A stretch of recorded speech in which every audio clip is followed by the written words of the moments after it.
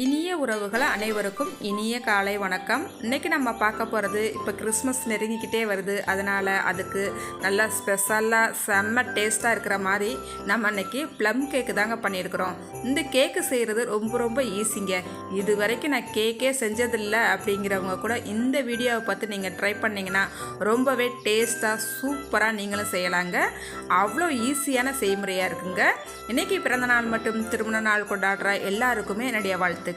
இப்போ வாங்க நம்ம ரெசிபி எப்படி பண்ணலாம்னு பார்த்துடலாம். இப்போ ஒரு பாத்திரம் எடுத்துக்கலாம். இதில் ஒரு அரை கப்புக்கு புளிக்காத கெட்டியான தயிர் சேர்த்துக்கலாங்க. இதை சேர்த்துட்டு ஒரு அரை ஸ்பூனுக்கு பேக்கிங் பவுடர் சேர்த்துக்கலாங்க.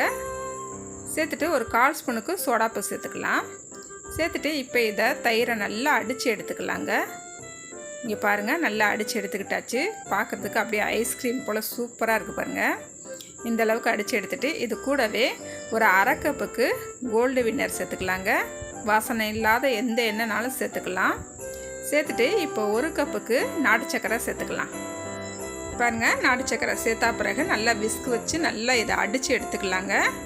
பாருங்கள், அப்படியே எவ்வளோ சூப்பராக இருக்குன்னு பாருங்கள். நல்லா அடித்து எடுத்துக்கிட்டாச்சு. இதுக்கப்புறம் இது கூடவே கொஞ்சமாக செரி பழமும் முந்திரி பழத்தையும் கட் பண்ணி சேர்த்துக்கலாங்க.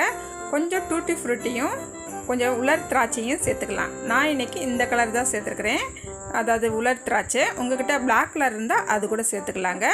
இப்போ இதை நல்லா விஸ்க் வச்சு ஒரு தடவை கலந்து விட்டுட்டு பாருங்கள், இந்த கப்பில் தான் எல்லா அளவுகளுமே அளந்துருக்கேங்க. அதே போல் இந்த கப்புக்கு 1.5 கப்புக்கு நல்லா கோதுமை மாவு எடுத்து வச்சுருக்கிறேன்.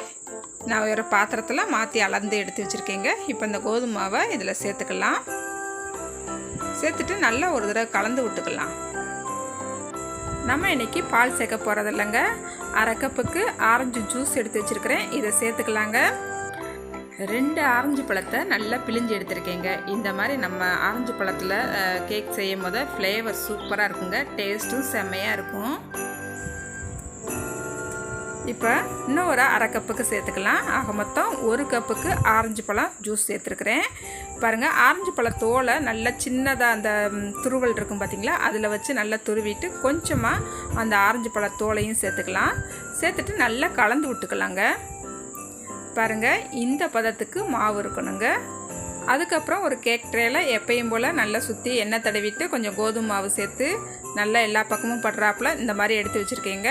இப்போ இதில் நம்ம கேக் மாவை சேர்த்துக்கலாம். அதுக்கு முன்னாடி ஒரு தடவை நல்லா கலந்து விட்டுக்கலாம். இப்போ கேக் ட்ரேயில் மாவை சேர்த்துக்கலாங்க. சேர்த்துட்டு நல்லா எப்பயும் போல் தட்டி எடுத்துக்கலாங்க.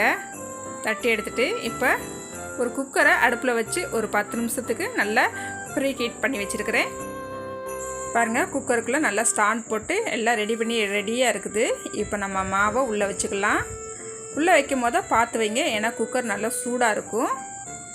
அதே போல் இந்த ஓரங்கள் எதுவுமே குக்கரை தொட்டுறாதபடி கரெக்டாக சென்டராக வச்சுருங்க இந்த கேக் ட்ரேவை. அதுக்கப்புறம் வாசர் போட வேண்டாம், மேலே வெயிட்டும் போட வேண்டாம்.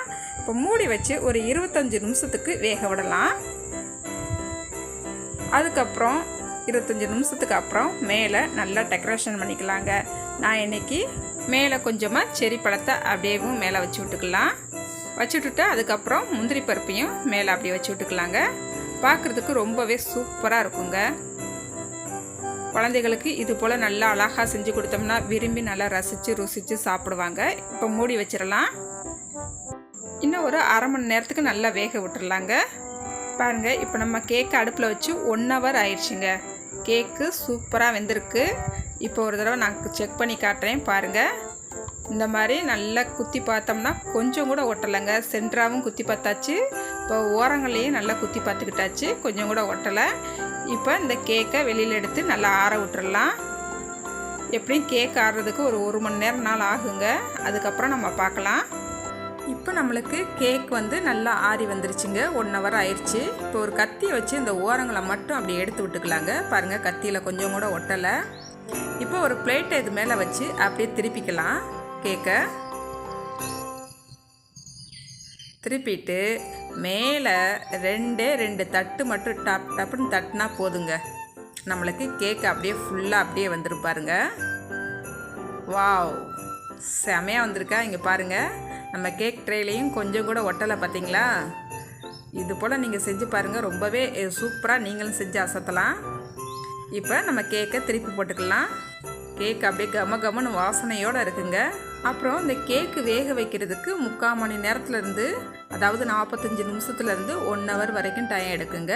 கொஞ்சம் ஒவ்வொருத்தவங்களோட அடுப்பை பொறுத்து இருக்குங்க. ஹீட் வந்து சிம்மில் வச்சா ஒருத்தவங்களுக்கு ஹீட்டு ரொம்ப வரும், அப்புறம் ஒரு சிலருக்கு வந்து ரொம்ப கம்மியாக வரும். அந்த மாதிரி இருக்கிறவங்களுக்குலாம் கொஞ்சம் டைம் எடுக்கும். அதனால் கேக் வந்து முடிஞ்சளவு ஒரு 1 ஹவர்னாலும் நல்லா வேக வச்சு எடுங்க. அதே போல் வெந்துருச்சான்னு நல்லா குத்தி பார்த்துட்டு அதுக்கப்புறம் நீங்கள் வெளியே எடுத்துக்கலாம். இப்போ நம்ம கேக்கை கட் பண்ணிக்கலாங்க. இங்கே பாருங்கள், கட் பண்ணும் போதே உங்களுக்கு தெரியும் எவ்வளோ சாஃப்டாக அப்படியே உள்ளே பதியுதுன்னு பாருங்கள். செம்மையாக இருக்குங்க. பாருங்கள், இந்த ஓரங்களை பார்த்தாலே உங்களுக்கு தெரியும் எவ்வளோ சாஃப்டாக வெந்திருக்குன்ட்டு. அப்படியே பஞ்சு போல் சூப்பராக இருக்குங்க. இப்போ நான் சாப்பிட்டு பார்த்துட்றேன். வாவ், இந்த கேக்கு சாப்பிட்றதுக்கு ரொம்பவே சூப்பராக இருக்குங்க. அந்த ஆரஞ்சு பழம் ஃப்ளேவர் செம்மையாக வருதுங்க. அதே போல் இனிப்பும் கரெக்டாக இருக்குங்க. நீங்களும் இந்த கேக்கு போல் ஒரு தடவை செஞ்சு பாருங்கள். செஞ்சு பார்த்துட்டு எப்படி வந்துச்சுன்னு மறக்காமல் கமெண்ட்டில் சொல்லுங்கள். இந்த வீடியோ உங்களுக்கு பிடிச்சிருந்தால் லைக் பண்ணுங்கள், ஷேர் பண்ணுங்கள். புதுசாக பார்க்குறவங்களா இருந்தால் என்னோடய சேனலை சப்ஸ்கிரைப் பண்ண மறந்துடாதீங்க. பாய், அடுத்த ஒரு வீடியோவில் பார்க்கலாங்க.